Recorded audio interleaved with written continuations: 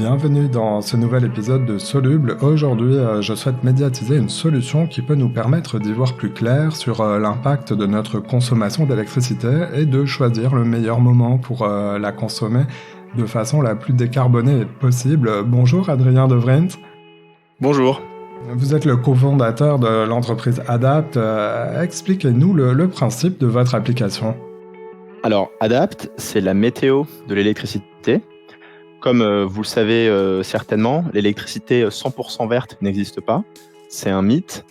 En réalité, la pollution de l'électricité varie d'heure en heure, de jour en jour, car elle dépend de la météo, comme par exemple la température, l'ensoleillement, le vent, la pluie, qui en fait vont tous jouer sur à la fois la consommation d'électricité, mais aussi la production de différents moyens de production d'électricité bas carbone. Et le résultat, c'est qu'on a une pollution de l'électricité qui change dans tous les réseaux électriques du monde. Et donc nous, Adapt, on vient en fait donner ce signal, cette météo de l'électricité à travers notre application. Donc concrètement, nos utilisateurs téléchargent l'application, consultent le calendrier des prévisions de la météo de l'électricité et décident de planifier certaines consommations d'électricité, comme par exemple une machine à laver, un lave-linge ou la recharge d'une voiture électrique. On va voir tout ça en détail. Comment ça marche concrètement? Sur quelle base vous parvenez à réaliser des prévisions et parvenir donc à cette météo de l'électricité? Comment vous obtenez les données? Il y a deux choses. Il y a déjà un travail qui est notre spécialité, de se connecter aux différentes prévisions de consommation, prévisions de production d'énergie renouvelable variables dans différents périmètres de différents réseaux électriques. Donc ça, c'est un peu notre sauce secrète, entre guillemets. Il y a en Europe pas mal de sites qui existent en open data. Et ensuite, toutes ces informations-là, elles ne sont pas accessibles. Très peu de gens maîtrisent l'intensité carbone de l'électricité, donc qui se mesure en grammes de CO2 équivalent par kilowattheure selon une méthode moyenne ou marginale. Enfin, c'est quelque chose de très compliqué. Oui, c'est déjà un peu du chinois pour moi, là. Hein.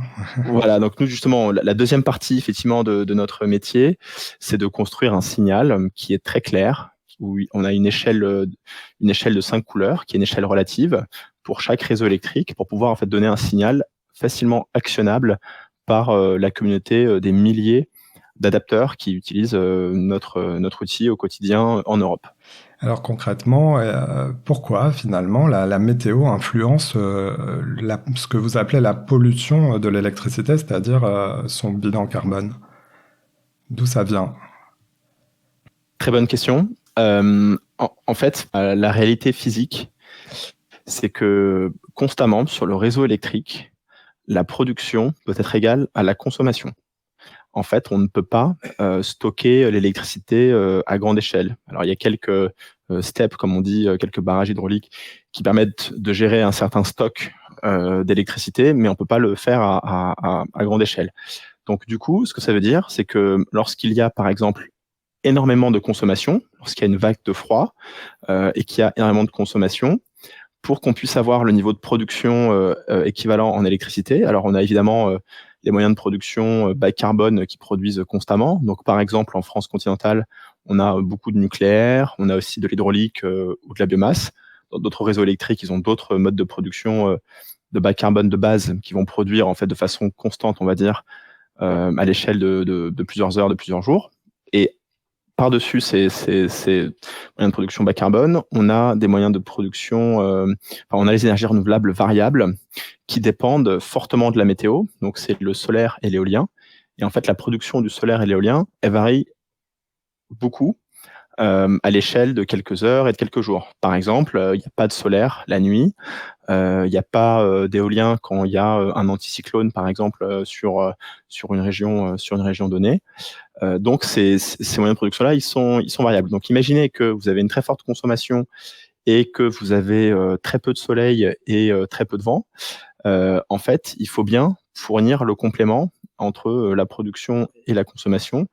Et dans tous les réseaux électriques du monde, enfin quasiment tous, excepté le Québec, qui est quasiment à 99% hydraulique, dans tous les réseaux électriques du monde, cet appoint, ce complément, il est fourni par ce qu'on appelle les centrales fossiles d'appoint, et c'est une électricité qui est extrêmement polluante, qui vient en fait soit du gaz naturel, soit du charbon, soit du fioul, qui sont soit en fait produits localement sur le réseau électrique, ou qui peuvent aussi être importés d'autres réseaux électriques. Et donc, on va devoir appeler en fait ces centrales de production très polluantes. Et donc, ce qu'il faut comprendre, c'est que voilà, du coup, la météo, elle joue fortement sur la consommation. Elle joue aussi fortement sur la production de solaire et d'éolien. Et donc, du coup, le résultat, c'est qu'en fait, elle va jouer fortement sur cette part d'énergie fossile dans le réseau électrique. Et donc, nous, tout naturellement, on va inviter nos utilisateurs à consommer l'électricité lorsque la consommation est plus faible et lorsque la production de solaire ou d'éolien, par exemple, elle est plus forte. Et en fait, en faisant ça, on est sûr de minimiser la part d'énergie fossile et l'utilisation de centrales à charbon, par exemple. Alors prenons des exemples concrets. Tiens, pour une famille, qu'est-ce qui est véritablement décalable dans le temps si on suit vos recommandations dans un foyer, dans une famille traditionnelle en France? Alors, il y a deux choses. Peut-être en introduction, la mission d'Adapt, c'est d'aider les consommateurs à consommer moins et mieux. Donc, la première chose que vous pouvez faire, enfin que tous vos auditeurs peuvent faire, c'est de réduire leur consommation. Donc, si par exemple ils sont chauffés à l'électricité ou s'ils ont un ballon d'eau chaude électrique, donc ces deux postes, ça représente près de quasiment 80% de leur consommation d'électricité. Il faut d'abord réduire leur consommation. Ça, c'est la meilleure chose à faire pour leur portefeuille et pour l'environnement.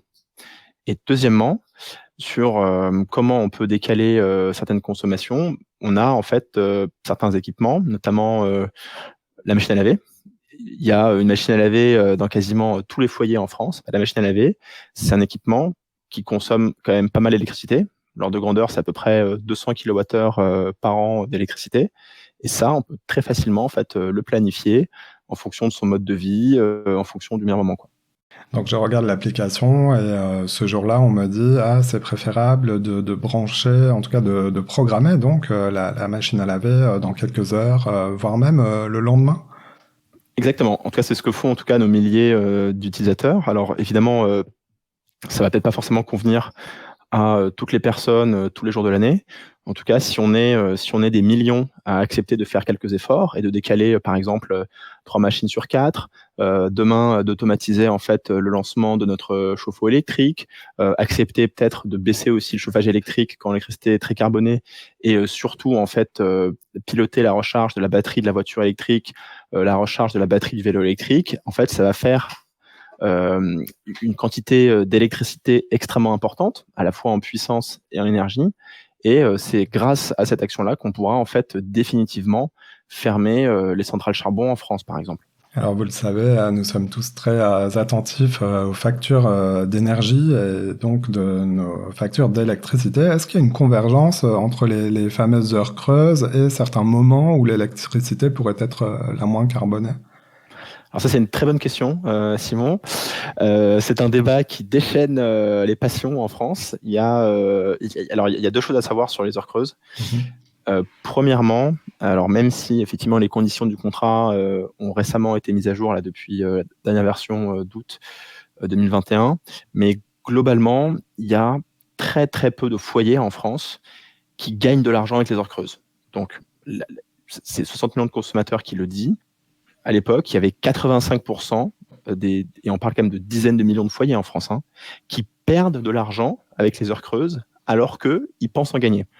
Donc, première chose, les heures creuses ne sont pas forcément économiques pour tout le monde. C'est en raison de l'abonnement, je pense. Alors, en fait, c'est surtout en raison que les gens en fait ne comprennent pas forcément comment ça fonctionne, je pense. Et effectivement, il y a un équilibre économique entre la part abonnement, la part qui peut être aussi décalée pendant les heures creuses, le fait que je pense qu'il y a aussi un manque peut-être d'éducation des particuliers sur ces sujets-là.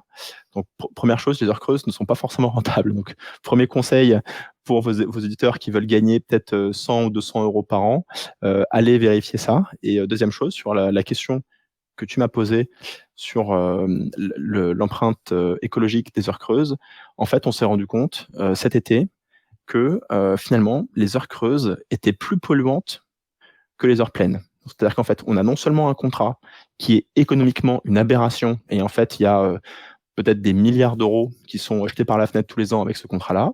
Et deuxièmement, on a un contrat qui est vendu par les fournisseurs comme le contrat écologique, qui n'est pas forcément écologique. Alors évidemment, il faut faire l'analyse à l'échelle de l'année complète. Évidemment, l'année 2022, elle est fortement perturbée par la crise de l'énergie, par l'effondrement de la production nucléaire. Donc, je ne sais pas comment sera en fait le réseau électrique en 2023. En tout cas, assurer d'aplomb comme ça que les heures creuses sont plus écologiques, c'est pas vrai. En tout cas, c'est pas vrai tout le temps. Il y a qu'une seule façon de savoir quand est-ce que l'électricité est la moins polluante, c'est la météo électricité adapte. Ouais, c'est très, très convaincant. On rappelle en effet que je crois en tout cas que les heures creuses ont été décidées surtout pour limiter ce fameux effet de pointe et de pic sur le réseau et donc de décaler, mais sans doute pas en premier lieu pour des considérations des considérations écologiques. Vous avez parlé du véhicule électrique. On se projette un peu dans l'avenir. Clairement, les usages vont de plus en plus s'électrifier. Bien sûr. C'est sur ce genre d'utilisation qu'il y a le plus grand nombre d'économies possibles de carbone en décalant la recharge de son véhicule à une période plus adaptée. Alors, effectivement, il y a deux choses. En termes d'économie d'émissions de CO2, effectivement, enfin, vous avez raison, électrifier le transport, donc remplacer une voiture fossile par une voiture électrique. En France, en tout cas, en moyenne, c'est très intéressant. C'est aussi vrai je le rappelle, pour le chauffage. Donc, remplacer une chaudière au fioul toute pourrie par une pompe à chaleur extrêmement performante qui fonctionne à l'électricité, c'est aussi extrêmement bien globalement, en fait, pour la transition énergétique. Et après, par rapport à votre question, je pense que c'était par rapport à Adapt. Effectivement, la voiture électrique, c'est en moyenne, on va dire, 2500 kWh par an par foyer. Donc, c'est un gisement qui est énorme et on peut en fait assez jouer en fait avec ce gisement-là. En fait, on se rend compte que nos adapteurs, ils ont en fait une voiture électrique avec une autonomie peut-être de 200, 300 km en fonction du type de route qu'ils prennent. Ils n'ont pas besoin de faire 200 ou 300 km tous les jours. En fait, très souvent, ils vont travailler à 20 ou 30 km de chez eux. Ils vont juste faire leurs courses, amener leurs enfants à l'école. Et donc, du coup, en fait, tout ce potentiel de recharge de la batterie, on peut le décaler de quelques heures et même de quelques jours. Et donc, du coup, vous faites en fait effectivement 2500 kWh fois un potentiel de décalage de quelques heures, quelques jours, fois... alors, à l'heure actuelle, on a 1 million de voitures en France, mais demain, on en aura peut-être 10 millions. À l'échelle de l'Union européenne, peut-être 100 millions. Et là, vous avez effectivement le plus gros gisement possible de stockage d'électricité à grande échelle qui existe. On continue de se projeter dans l'avenir, même à court terme, hein, puisque l'arrêt des ventes de véhicules thermiques, c'est pour presque demain, 2035. J'imagine que vous êtes en relation avec votre innovation, votre société intéresse les producteurs, les distributeurs d'électricité. Vous travaillez comment avec ces opérateurs? Alors, je vais être très transparent. On travaille effectivement avec un producteur et un fournisseur d'électricité renouvelable 100% made in France qui s'appelle Energy Donc, si vous voulez aller voir, vous pouvez aller voir. C'est une très petite PME française qui fait très bien les choses. On a essayé de travailler avec d'autres fournisseurs, mais il faut savoir qu'à l'heure actuelle, le marché de la fourniture d'électricité est en très piteux état. Il y a de très nombreuses faillites, enfin en tout cas en Angleterre, en Angleterre, je crois qu'il y a 3/4 des fournisseurs qui ont fait faillite. En France, bon, peut-être pas 3/4, mais on va dire une bonne moitié. Il y en a quelques-uns qui sont en fait en train d'être auditionnés par la Commission de régulation de l'énergie parce que voilà, ils ont fait des pratiques, comment dire, pas forcément éthiques vis-à-vis de leurs clients. Donc voilà, en gros, on peut travailler avec ce secteur-là, mais on a eu un petit peu de mal et surtout, c'est pas de notre faute parce que le marché en ce moment est très très perturbé. Vos données, les données de cette météo de l'électricité Adapt permettent donc de faire évoluer ces usages. Ce qui est inconciliable, c'est d'avoir des systèmes de pilotage automatique pour aller plus loin. C'est dans cette direction que vous allez. Tout à fait. Alors là, j'espère que quand le podcast sortira, ce sera toujours d'actualité, mais on a lancé une campagne Ulule pour lancer en fait une précommande d'équipements connectés. Donc nous, notre volonté, c'est d'aller plus loin. Et en fait, Simon, si par exemple, vous pouvez lancer votre machine à laver avec Adapt, mais si vous avez par exemple un vélo électrique et que vous voulez automatiser la recharge de la batterie de votre vélo électrique, pourquoi pas aussi votre chauffe-eau électrique ou peut-être votre voiture électrique aussi, on a toute une gamme d'équipements connectés qu'on a testés chez nous en fait et qui peuvent en fait se lancer automatiquement quand l'électricité est la moins polluante. Donc je vous invite à aller voir notre campagne. Adapt, donc sans e, adapt.sh, donc c'est l'adresse du site internet que je mets en description de cet épisode. Adrien Devrindt, merci d'être passé dans Soluble, le podcast qui médiatise les solutions. Merci à toi.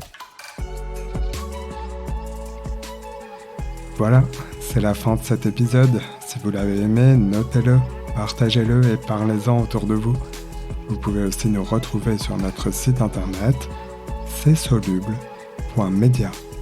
À bientôt.